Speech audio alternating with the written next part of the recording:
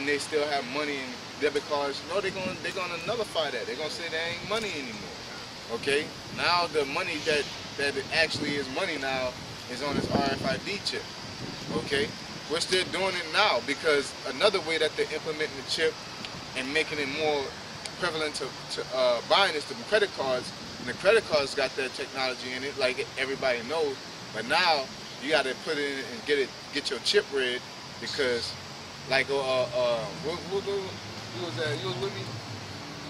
I think I was by myself. I went to a little video game store, and the guy was like, "Yeah, man, it makes your chip, it makes your card, it resets the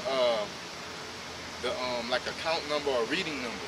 Every time you use the chip, it resets the reading number. When you swipe it, a person can get your information because it posts your information, not a code, you know. And that's that RFID chip program. And a lot of people gonna go with it because of that, because they don't want their stuff stolen. So this encrypted chip will just reset the code number. You know, it's basically resetting the card number. If you had a card number, every time you swipe, it'll reset, so a person can't take that information and use it. You know, I was gonna say that's why they start, bringing more out about cyber attacks and people hacking into. Man, I think the banks be doing that, man. When they say, "Oh, we see that you bought this and that in San Antonio," you know damn well I ain't never been to San Antonio, but they just can do that, because it's all numbers, man. It's all numbers. It's all zeros and ones in the computer. So they can easily say somebody did this and that, and now you missing money, and then they just give you your money back. So then you go, "Oh man, this chip," you know what I'm saying? It's all about fear tactics, man.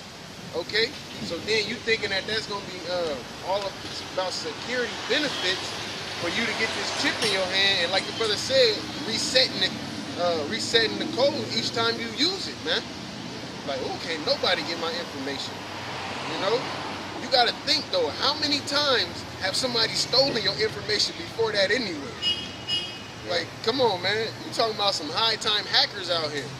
I'm pretty sure they out here, but how many times or how many people that they really got you, and then they got you the next week, and then they waited a month and got you again and got you 2 weeks. Like, that don't happen that often, man. If you do, you doing something wrong. Yeah. You got your yeah. On everything. Finish that Revelation. Revelation 14 verse 10. It says, the same shall drink of the wine of the wrath of the Most High, which is poured out without mixture into the cup of his indignation. And he shall be tormented with fire and brimstone in the presence of the holy angels and in the presence of the Lamb. Yeah, so at the end of the day, you gonna die. You know what I'm saying? Without mixture, that's straight. You drinking it all, no straight, no chase, no nothing. Okay, because that cup and that wrath, man, is destruction, is death, hell, and I mean hell in the sense as torment, man. All right, because the Lord can really just bug you out, man. Like he can, and they tell you in the scripture about the guy who he be falling in the fire and all of that, man. He can't even, because he was a lunatic, they said, man, or a legion, He had a bunch of demons on him to where he arming himself and don't even know what's going on. The Lord can have that happen. Like you not over the Most High, man.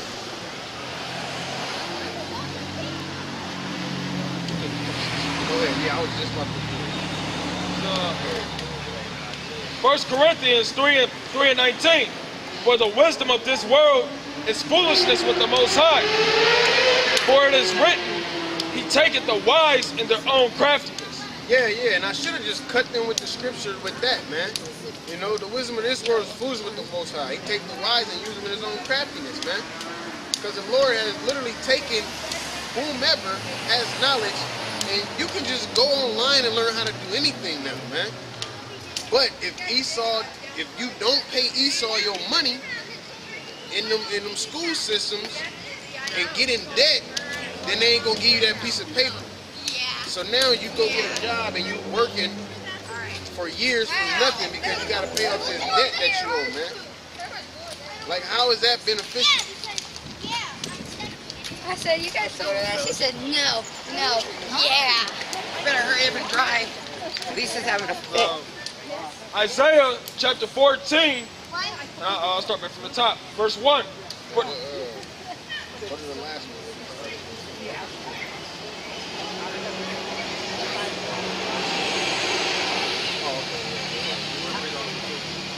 Isaiah 14:1. For the Lord will have mercy on Jacob and will yet choose Israel and set them in their own land. And the strangers shall be joined unto them. And they shall cleave unto the house of Jacob. And the people shall take them and bring them to their place. And the house of Israel shall possess them in the land of the Lord for servants and handmaids. Yeah, like we said, that them is talking about the other nations, man. All right, go ahead. And they shall take them captives, whose captives they were. Yeah. And they shall rule over their oppressors. We shall rule over our oppressors, man. Okay? Because, and who's our number one oppressor? The so-called white man. And the rest of the nations follow suit, man. Like we said, they hiss and they wag and they clap their hand.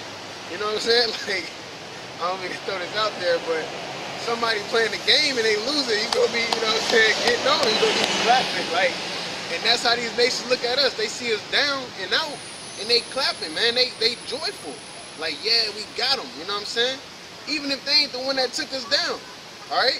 Or even benefiting off of us the most. You know, Esau let them benefit a little bit, let them put their liquor stores and their weave stores up and all of that, man. They little knocked off clothes and all of that. You know, hey. And it shall come. All they nail shops, you know what I'm saying? Yeah. Women going to get nails. Women got to get nails done every 2 weeks. They have to get it done, like, or else they just feel weird. I just found that out, you know? And it shall come to pass in the day that the Lord shall give thee rest from thy sorrow and from thy fear and from the hard bondage wherein thou was made to serve. That's part of that sweetness that we ate, man. All right? The Lord gonna give us rest because he said this is not our rest, man. All right? This place is sown with evil. Hey, the Lord of the Most High, his eyes is upon the sinful kingdom, man. So you can't get no rest in here. It's called it the valley of the shadow of death, man. Meaning death is everywhere around the corner, man. You gotta watch your back and shit. You know, of course we trust in the Most High. You know what I'm saying? But at a point in time, you could be, hey, just have your door open, unlocked or something, fall asleep, and you got no worries and stuff, man. All right? I know in the South they do that a lot, man. But it ain't like that no more. So they probably adding locks to their doors, man. Go ahead. I got a precept. Malachi chapter 1 verse 4 says, whereas Edom said, we are impoverished, but we will return and build the desolate places. Thus said the Lord of hosts, they shall build, but I will throw down, and they shall call them the border of wickedness, and the people against whom the Lord hath indignation forever. Righteous judgment forever, man. They call them the border of wickedness, meaning America is a border of wickedness. Any place that they settle down at, it's a wicked place to be. Yeah. They gotta feel comfortable there, so they make it like home, man. Bring that wickedness, man, that democracy, all right?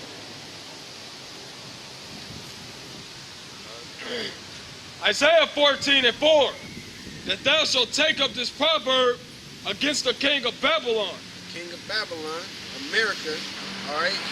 It ain't like we saying go speak straight, go outside the White House gate and talk to Obama.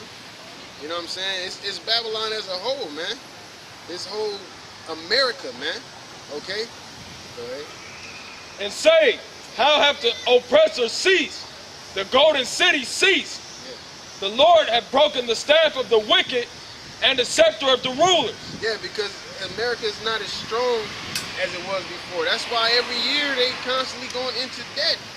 If America was so great and jobs was being created and homes was booming and bouncing, what did he say? But you know what I'm saying? Then it would be the economy would be a lot better though. Okay.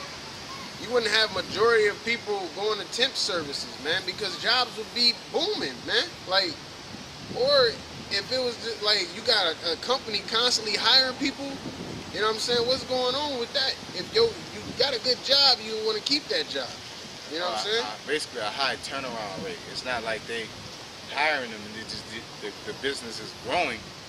There's this fucking modern day slavery type shit that the turnaround rate. You be like, damn, you make this much money and this fast and you got all these opportunities. Why does everybody keep leaving this motherfucker? You know? Yeah. When you find about them shit that nobody left since 20 years, that's where you want to be at.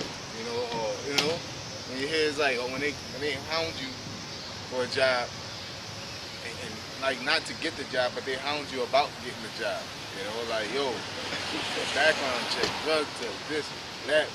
You know, benefits is good. They ain't gonna just hire anybody, man. You know. So this economy is not booming.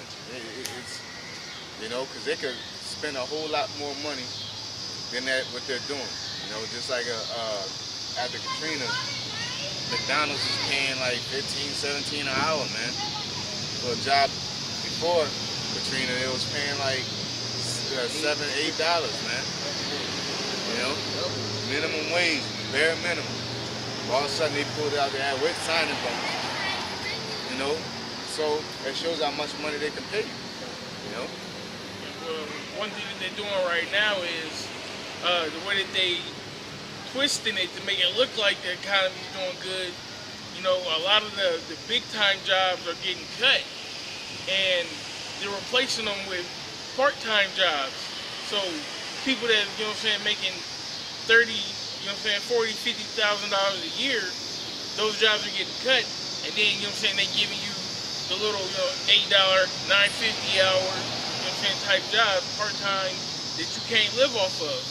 But numbers-wise, it's more. So it's looking like it's more jobs out here, but it's actually less good-paying jobs, more jobs that you can't make nothing with. Then you gotta have two jobs, you know what I'm saying, to try to make ends meet, so that looks like it's even more Right. getting higher. I got two jobs too. And I got then a choice. a lot of the experts are actually predicting depression to happen as early as next month. So Lord willing, you know what I'm saying, that happens. Ain't this normally around the time where Yeah. the economy is doing horrible? You know?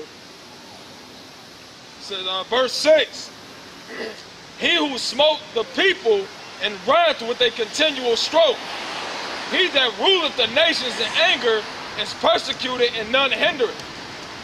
The whole earth is at rest and is quiet. They break forth into singing. Yea, the fir trees rejoice at thee, and the cedars of Lebanon, saying, since thou art laid down, no feller has come up against thee. Yeah, because this is talking about the so-called white man, okay? He's that great oppressor that continuously stroke us, continually smoke the other nations, taking all their resources, just drying out the land, man. All right? Just constantly using their blessing, which was the sword, man. Okay? Which was that sword. I actually wanted chapter 13. Yeah, yeah,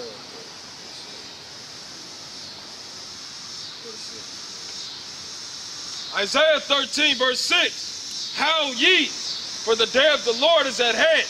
Yeah. So I meant to be in this chapter, but it goes with the so-called white man. Okay, being that oppressive, because this chapter goes into the judgment of America, man, which is thermonuclear fire. All right, the destruction of Babylon. Okay, like you got Jeremiah 50, Revelation. Like when it comes to Esau being judged, the Lord write whole chapters, man. That's how much that he needs to be judged, man. In several books. Jeremiah 50, Jeremiah 51, Ezekiel 38, Isaiah 13, Revelation 18, Obadiah.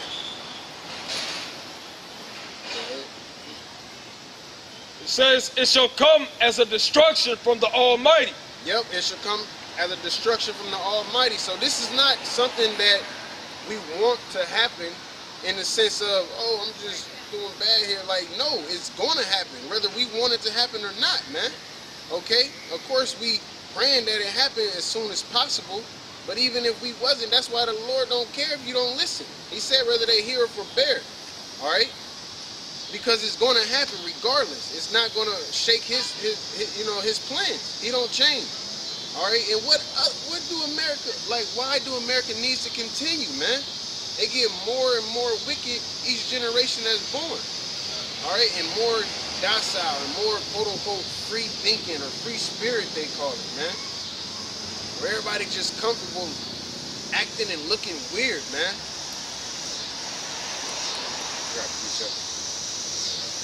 Jeremiah 28:7. Nevertheless, hear thou now this word that I speak in thine ears, and in the ears of all the people.